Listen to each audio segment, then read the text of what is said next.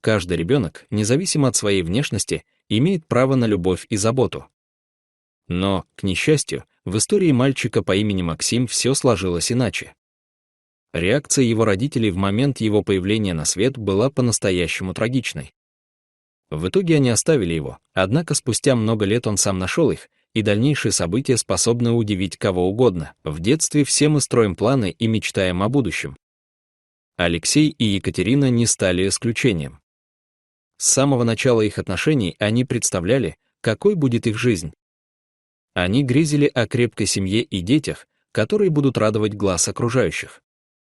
Им хотелось, чтобы их сыновья и дочери взяли самые красивые черты родителей: глаза Алексея небесно-голубого цвета, пухлые губки Екатерины, изящную фигуру и ослепительную улыбку, способную покорить этот мир.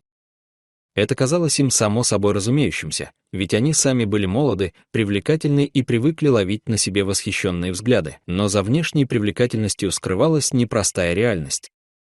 Оба выросли в семьях, где деньги приходилось экономить. После школы об университете не могло быть речи, да и особого желания грызть гранит науки у них не возникло. Их цели были более простыми и практичными: найти работу, скопить немного денег и открыть собственную небольшую палатку с уличной едой. Им не нужны были шикарные особняки и дорогие авто, лишь уютная квартира, постоянный доход, пара детишек и поездка на море раз в год. Когда обоим перевалило за 20, они поняли: пора действовать. Екатерина трудилась помощником воспитателя в детском саду, а Алексей работал на мебельной фабрике. Свадьбу сыграли небогатую, но веселую, с родными, друзьями и танцами до утра. На душе было легко и радостно, казалось, что все получится. Вскоре Екатерина узнала, что беременна. На 18-й неделе УЗИ показала: будет мальчик. Алексей светился от радости, нежно обнял жену и уверенно произнес: «У меня будет наследник. И он обязательно будет похож на меня». Беременность проходила спокойно. Но однажды ранним утром у Екатерины внезапно отошли воды. Перепуганный Алексей мчал ее по пустым утренним дорогам в роддом. Врачи быстро установили, что ребенок лежит неправильно, и приняли решение об экстренном кесаревом сечении. Екатерина старалась сохранять спокойствие, она верила в медиков и даже сквозь волнение пыталась улыбаться. Та ночь перевернула ее жизнь навсегда. Минут через 20 в операционной раздался первый крик младенца. Но вместо радости воцарилась мертвая тишина. По глазам врачей все стало понятно.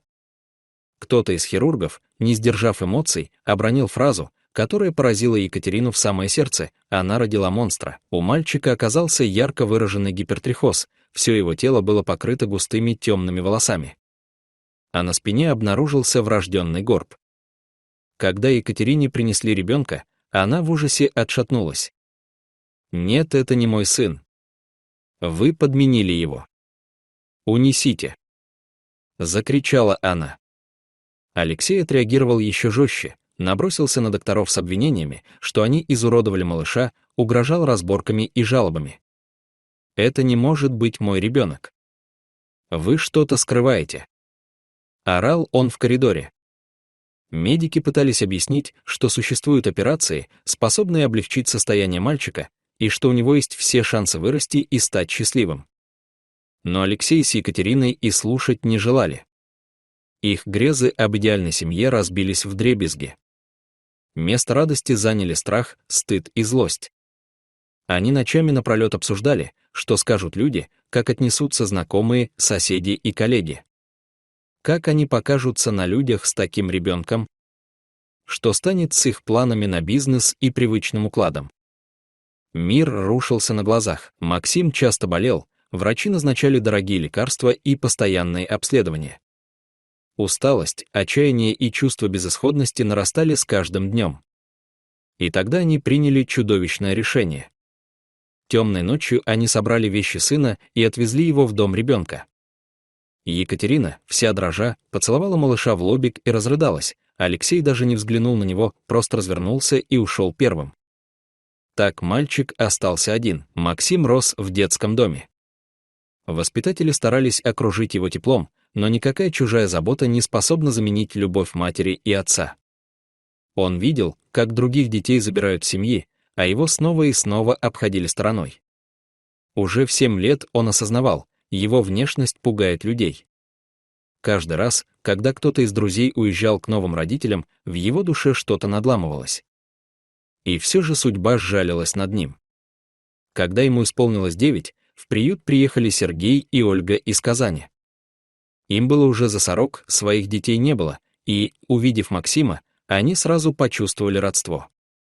«Он выглядит таким печальным», — заметила Ольга. «Мы хотим подарить ему счастье». Они забрали мальчика, дали ему дом, любовь и оплатили операцию по удалению горба. От гипертрихоза вылечить его было нельзя, но приемные родители научили сына принимать себя и не оглядываться на чужое мнение. Шли годы. Максим вырос, окончил школу, поступил в медицинский и стал хирургом. Он много и честно работал, спасая жизни людей. Однажды вечером в клинику привезли мужчину, попавшего в аварию. Максим, надев халат, зашел в операционную и остолбенел. На столе лежал человек, невероятно похожий на него самого, только старше. Черты лица, разрез глаз, нос, словно в зеркале. 5-часовая операция прошла успешно. Когда Максим вышел в коридор и увидел жену пациента, он изумился еще больше. Женщина была поразительно похожа на него, особенно глаза. Взглянув на Максима, она побледнела и разрыдалась. Это была Екатерина. Дрожащим голосом она призналась: много лет назад мы отказались от собственного сына, он родился не таким, как все, и мы испугались. С тех пор это бремя с нас не снять. Может, он тоже мог бы стать врачом, как вы. Максим все понял. Сердце бешено колотилось, он с трудом сдерживался, чтобы не выдать себя. Дома он рассказал все приемным родителям, а позже запросил документы в детдоме, подтвердившие, что он и есть тот самый ребенок. Через 2 дня он снова пришел в больницу. Алексей лежал в палате, и Екатерина сидела рядом. Максим подошел и сказал: «Вам нужно простить самих себя.